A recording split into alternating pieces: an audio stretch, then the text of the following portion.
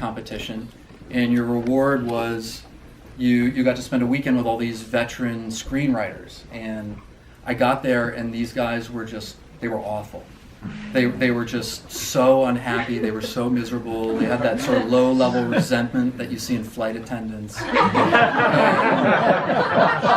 they were really unhappy, but you couldn't pity them because they were also really mean.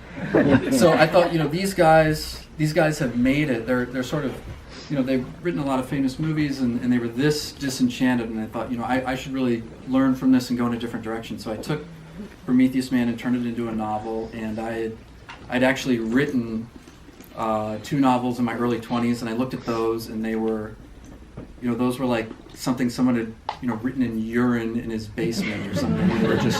They were just dangerous. They were crazy.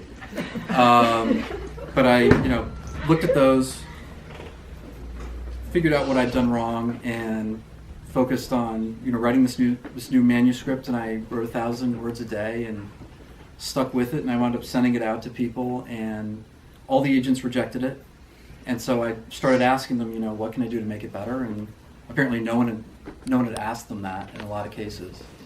And they told me. And so it'd get rejected, and I'd take the criticism and make it better. And that sort of snowballed, and it wound up getting better and better. And then the rejections started getting really nice. Someone would get on the phone with me for 20 minutes and tell me why she couldn't sell my book. And then ultimately I reached a point where I'd gone through all the agents in the business, and I had one agent left, Stacia Decker. Stacia, can you raise your hand? I was the last person to No, wait a second. You weren't open to new clients when I was doing it, and then you changed your status, and I sent it to you, and she wrote me back, and she said, look, I can't represent this. You have these issues with the book. And I said, well, what if I change them? And she said, okay, I want this, this, and this. And so I agreed with about 75% of it. So I made 75% of the changes, and then I was like, you know what, I made all your changes. Here you go. And I didn't say anything, and she was like, okay, I'll represent you. And it was sort of after all that, she sold the book within days. We got multiple offers, and we got a great deal with Mulholland, who's been wonderful, and I got Emily, who's a wonderful editor, and has saved some of my terrible sex scenes. I'll tell you about it later. I don't want my mom looking at me while I'm talking about this.